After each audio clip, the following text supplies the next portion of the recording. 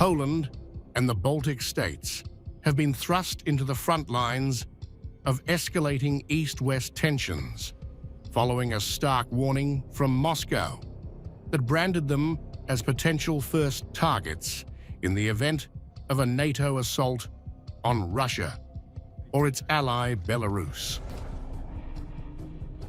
The declaration came from Sergei Naryshkin, chief of Russia's Foreign Intelligence Service, SVR, who on Tuesday told state media that any NATO aggression would trigger a swift and punishing response.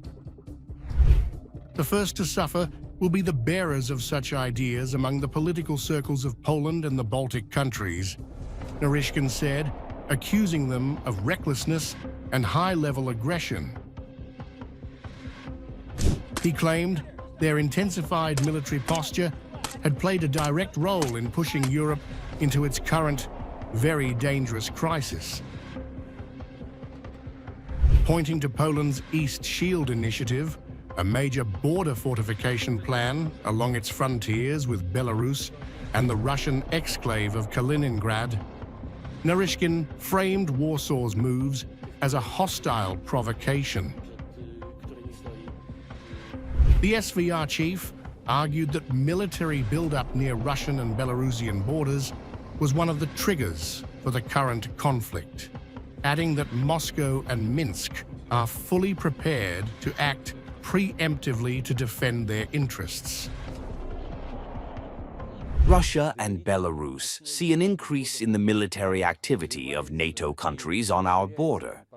We feel and see that European countries, especially France, Britain, and Germany, are increasing the level of escalation around the Ukrainian conflict.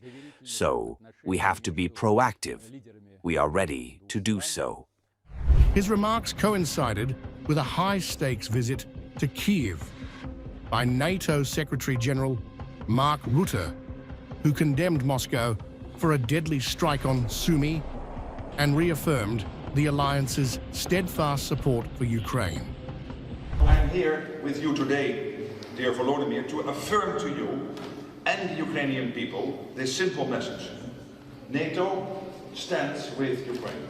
NATO continues to provide political and practical support for Ukraine by delivering security assistance and training through our commands in Wiesbaden. And we work closely together in Kyiv and in Brussels.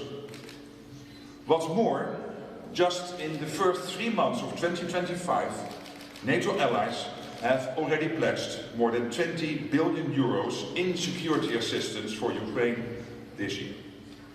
Our commitment is clear and concrete. Delivered in the heart of Kyiv, Rutte's speech underscored NATO's expanding military role and drew a pointed reaction from Moscow.